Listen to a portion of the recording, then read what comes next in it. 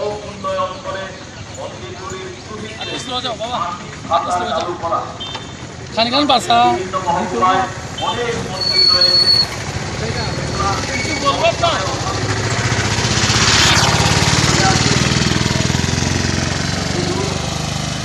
সেখানে পূজা হচ্ছে কিন্তু মন্দিরের কোন ধরনের সংস্কারের কাজ হচ্ছে না। এই সমস্ত মন্দিরগুলিকে আমাদের আবেদন, এগুলা রিপেয়ারিং এর মাধ্যমে সুন্দর করে এগুলা কাজ করে সেখানে পুরোহিতদের মাসিক ভাতা চালু করা হোক। রাজ্যের প্রতিটি মহকুমার পাঠাগারে সনাতনী ধর্মগ্রন্থ তথা হিন্দু শাস্ত্রাদির গ্রন্থ দিয়ে পরিপূর্ণ পাঠাগার তৈরি করে সনাতনী আদর্শে ভাবী প্রজন্মকে পাঠদানের সুযোগ প্রদান করা।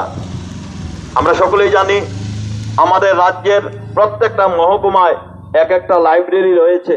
এই লাইব্রেরিতে